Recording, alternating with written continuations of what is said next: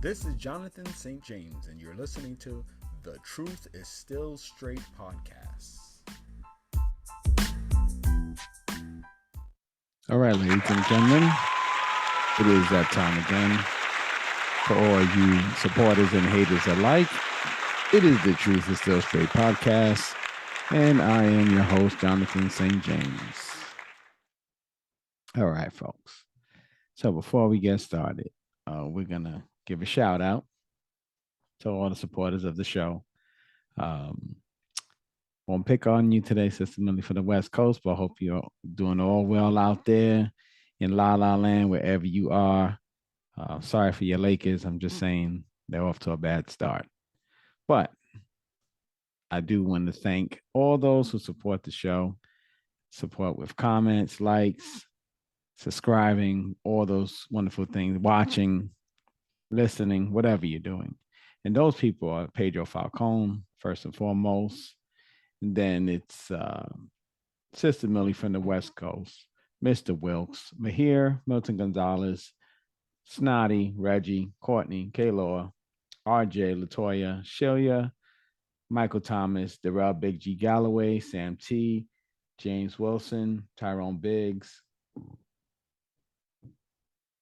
Terrence Meir, JD Whitelaw, Julian Flournoy, Kid Vegas 8402, Eric Jordan, Michael McCreary, Kenny Alpha, Jario, Kane Major, Kundalini Lee, Marcus A. Morris, Heath, 313 Money Team, Tashawn Howell, Steve Stowe, Marvin Banks, Anthony Perry, Nelson Fu, Luke Asaf, Be Minded, TM Rowland, Flavor Sweet, Eric Jordan, Glenn Isaac, MGTOW Griffin, Soapbox Willie, Steve Apoku, Brian Lindeman, Jojo A. Gogo, Big K3695, Still Sharp and Still, Stefan Plug 2, Chaos Angel, Thomas Ford, Gary Leonard, Fidel Castro, Frank Atankpour, Marcus Renton, Kunya Z Almighty, Burundi, Shall Smile One Day, special shout out, Joe Fit, Jonathan Pope, Corporate ENT, Dominic Volpe, 10 Lassie, Total Misdemeanor 75, Amber Jack, Showtime, Michael Ray, Michelle Carlisle, Sandra Jones, Goba Clutch, Jay Wade, AMD Sutherland, Salah Dean, No Edit Vlog Philippines, George Stewart, Jose Garcia, Jainer Lampert, Dan M, R.W. Lamont, T.L. Cole, and Day Day China. Thank you for your support.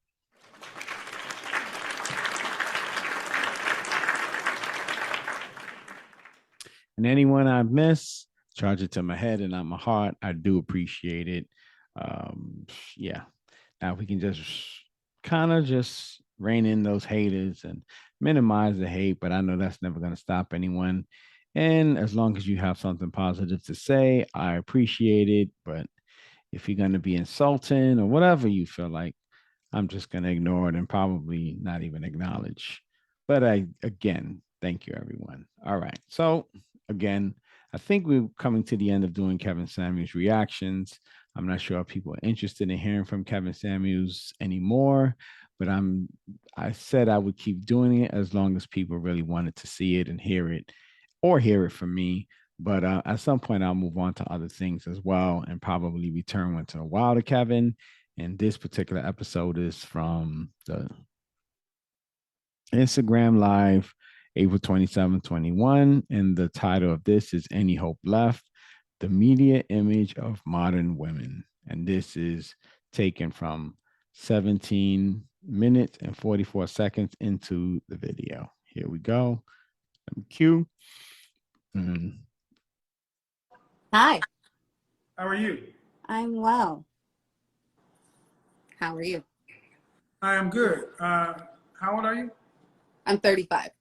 All right. So what are we talking about tonight? Is there any hope left? Do Black women care about their image? What are we doing? Nope. I Disagreement?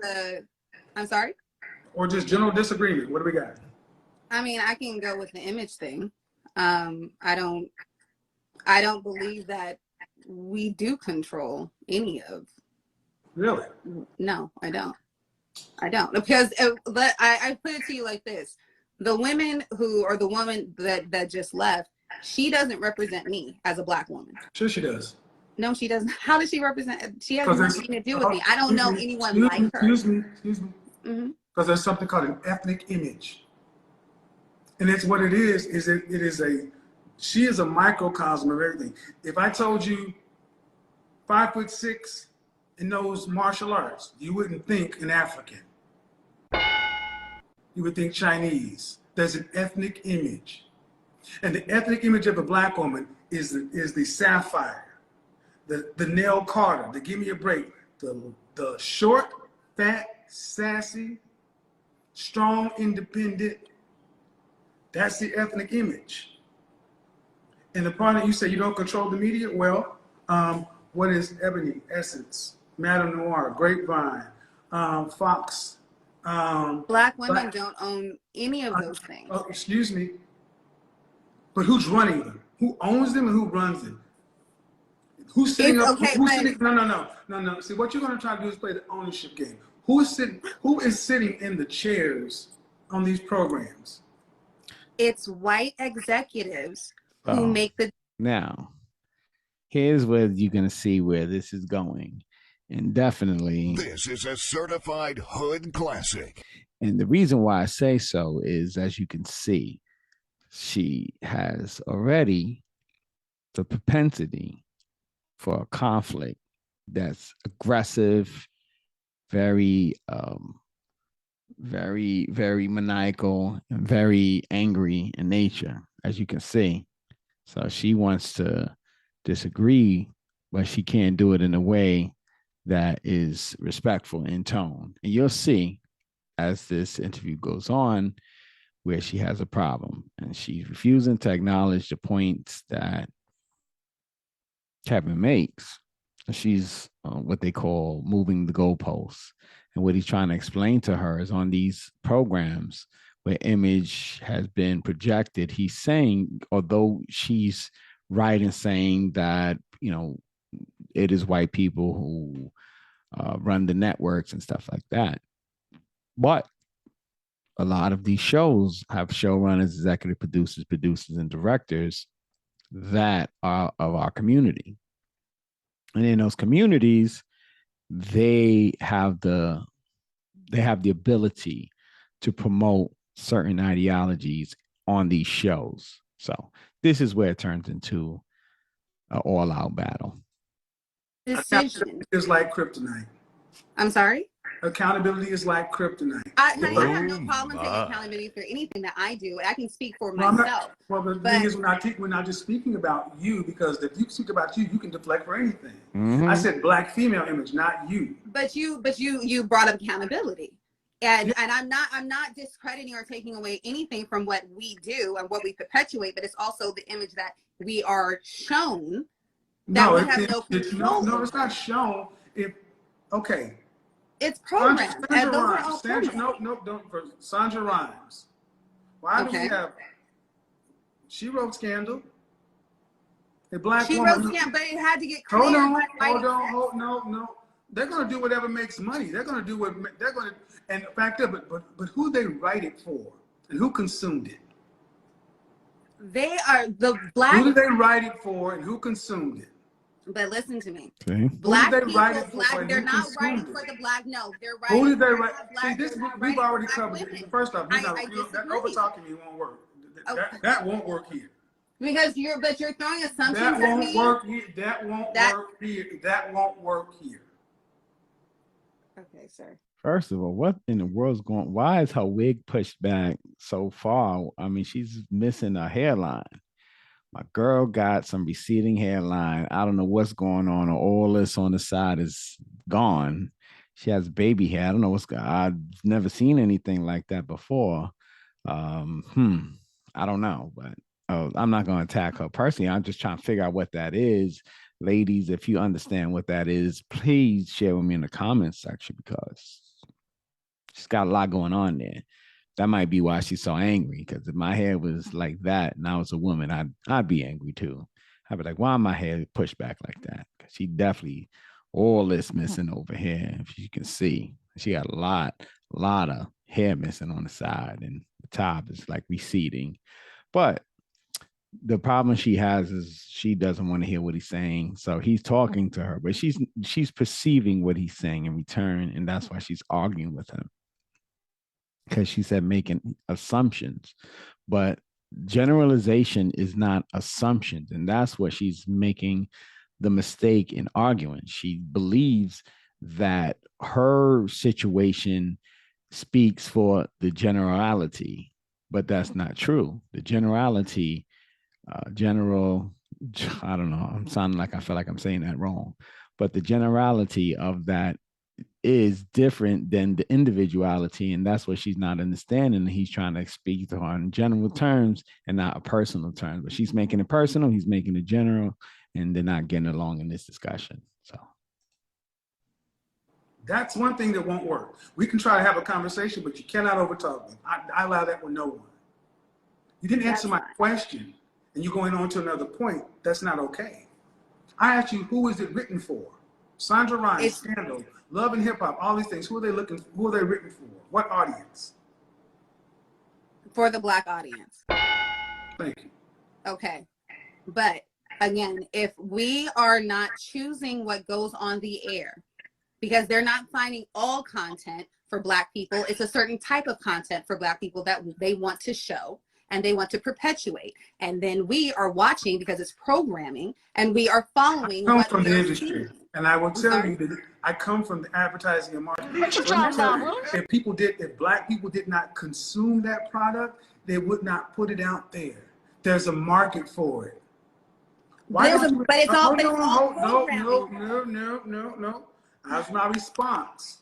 Because see, I come from the sales world, and I also come from the advertising and marketing world. See, the bottom line is this: at 5 years old? Is that what you said? 35. Yeah. There was a movie called The Hollywood Shuffle, written by, who was it written by? Not Tommy Davidson. The guy that wrote 5 Heartbeats, Robert Townsend. And the whole premise of the movie was a bunch of Black stereotypes. He was mocking Blaxploitation films of the 70s. And that's the same argument that Black people made in the 70s. These are all the roles we have as pimps and maids and this and that. And the whole premise of that movie was, if that's the only roles that are available, then we don't do them, because there's always work at the post office. Robert Townsend made that movie in 1989, and it stands to this day. So I'm going to correct Kevin there. That movie came out in 1987. And how I know it is because I remember going to see another movie, and everyone in my school was going to see Hollywood Shuffle. And I should have seen Hollywood Shuffle. I believe I'm going to do some research right here. Let's do it right now. So, but I believe it was 1987, not 89. At least that's what I'm remembering from when I was in school, because I remember a lot of people going to see it. Maybe I'm wrong. I'm going to check it. But basically what he's telling her, she's not willing to hear. And of course, this happens a lot, and it really ends up in a bad place when they can't respect. They can't respect the conversation. And you should see, she doesn't reset. Oh, yep, 1987. I was right. All right. So she can't respect his viewpoint, and that's really what it is here. He's saying one thing, she's saying another. He's understanding what she's saying more or less, but she's not understanding what he is saying. And so that's where this seems to go nowhere, and it's going there fast. If that's all that's written, we don't do the work. But the fact that we're willing to do the work makes us culpable, because there's always work at the post office. Mm-hmm. That's facts. Can I speak now? Is that true or false? Yes, that is true. And I'm not arguing that.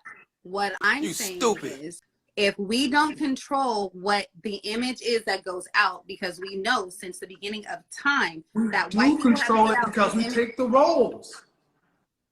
That's fact. There are certain people that are going to want certain things. So you're going to find everybody has a price. So certain people are going to go not really to perpetuate. Not really. Then why don't you see typical black? Why don't you typically see white A-list celebrity men having to be put in dresses?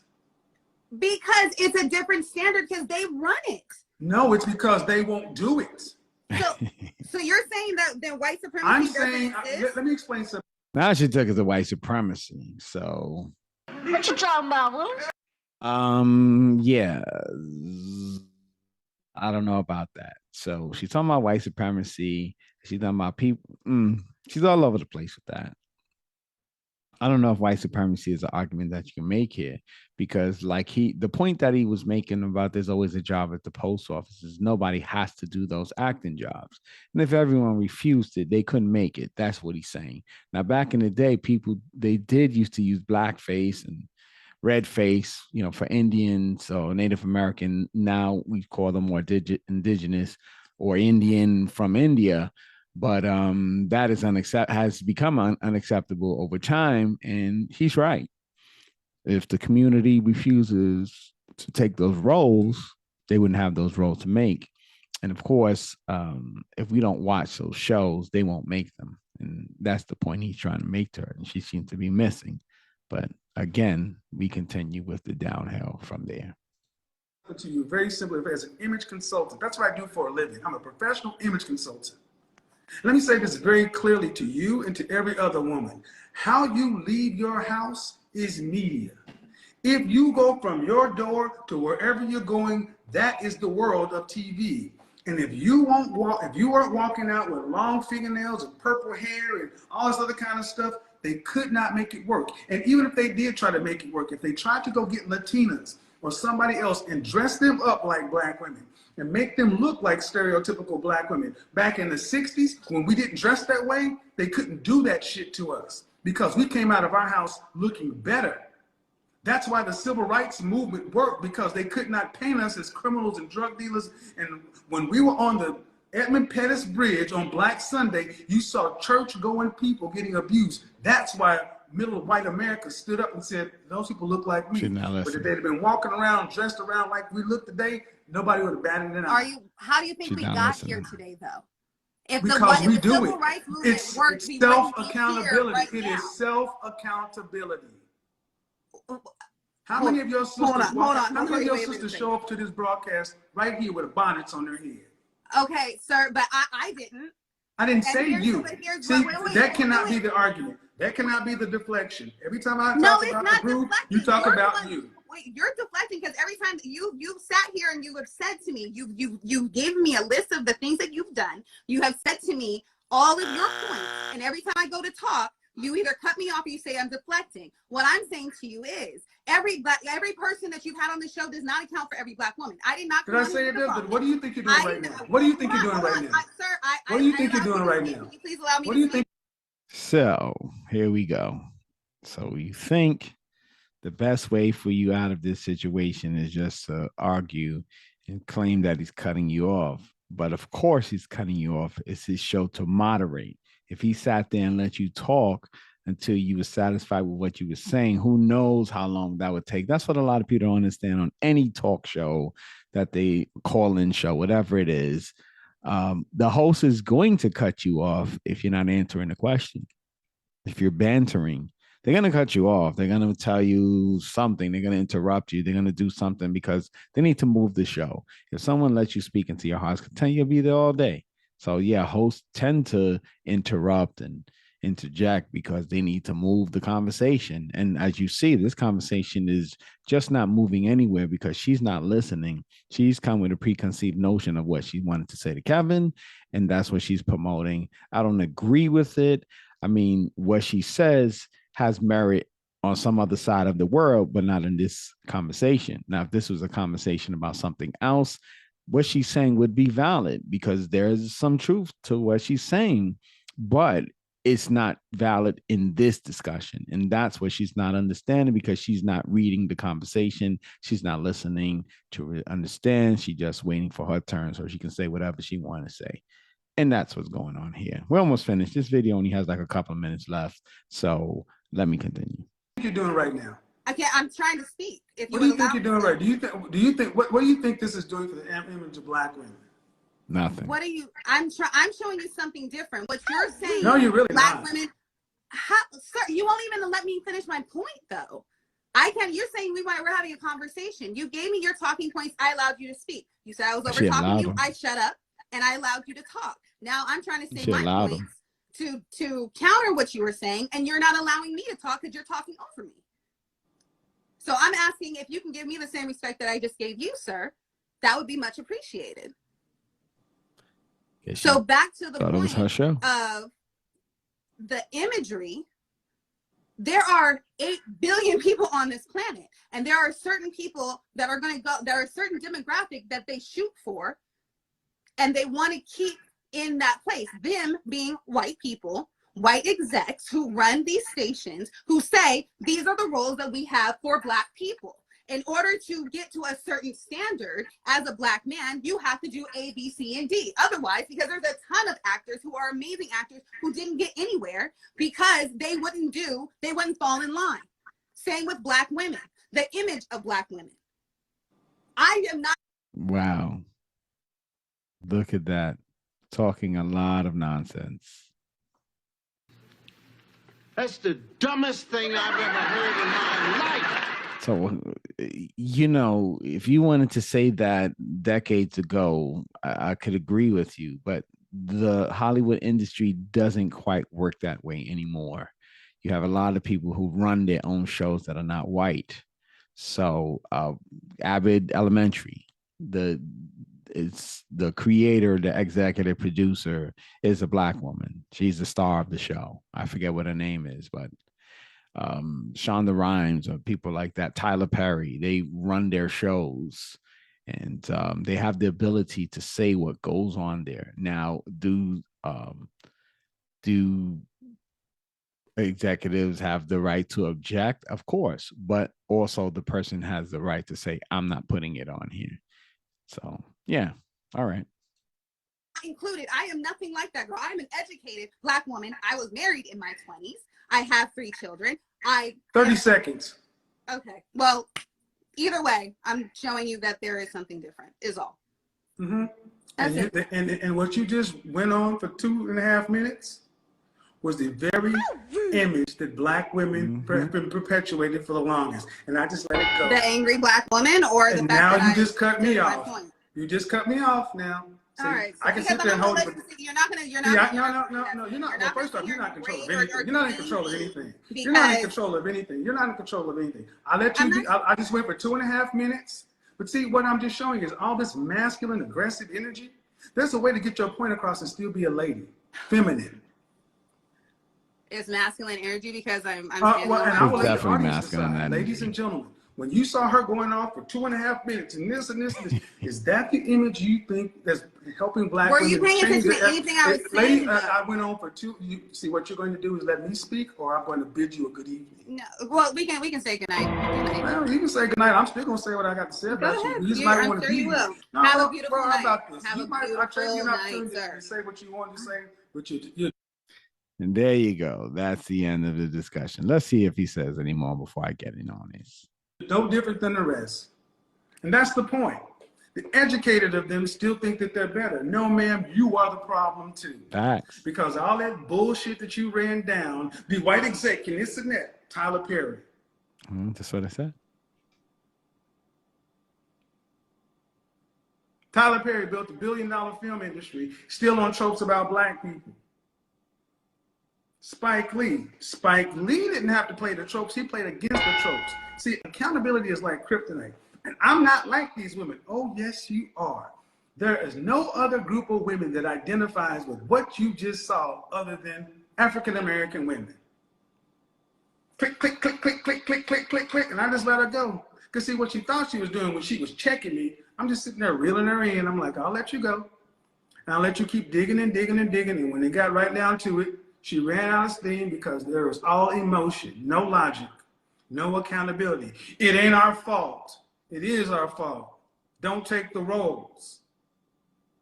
I agree with that. So I'm gonna leave it right there. I agree with that whole synopsis of what he was talking about because that's how it goes down. Yeah, Denzel doesn't take foolish roles. A lot of people, you know, they have what they're going to choose and what they're not going to choose. Angela Bassett, those are people I could think of. Then you have some that take whatever role. Samuel Jackson, he took a lot of roles, but more so didn't. Sidney Poitier, he took a lot of roles that were dignified. I don't remember him taking a role like, what were you thinking when you took this role? So Kevin is 100% right in that. And I think this person, she couldn't see that.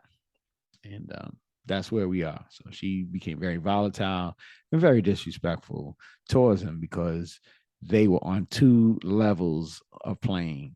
He was on one trying to give her logical arguments, and then she was giving one from a personalized standpoint, saying, well, that's not me, so you can't speak for everybody.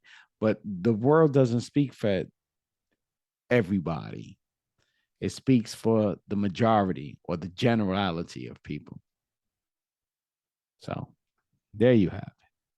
All right, folks, it is about that time for the braces. Relationship braces. Bringing hearts together, one heart at a time. 35-year-old woman, mother of 3, possibly still married. What could we possibly tell you today that could enlighten you to enlighten others not to follow in your direction and get it right?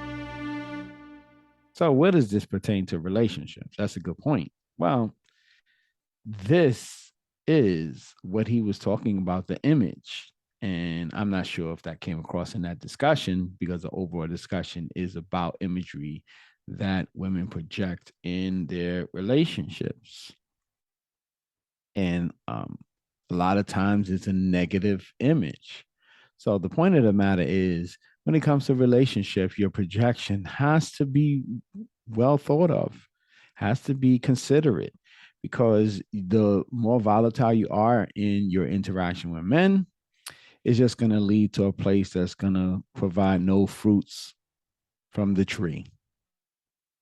And in those instances, you're going to find yourself more unhappy than happy. So this angry image, the bonnet life, the things that you claim you do for yourself and not for the man, got to change those things, because you should appeal to everyone, not just yourself.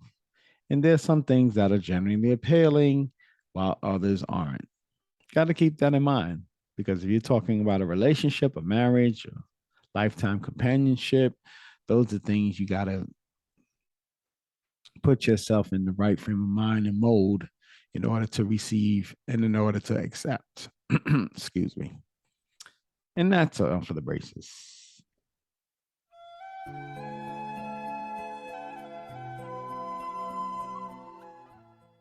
All right, folks. Once again, this is another reaction of Kevin Samuels. I'm Jonathan St. James, and it is about that time as we say goodbye. Once again, I thank you for your support, your tuning in, and hopefully you'll like, you'll subscribe, tell a friend. With that being said, it is Jonathan St. James. The truth is still straight, and I am out.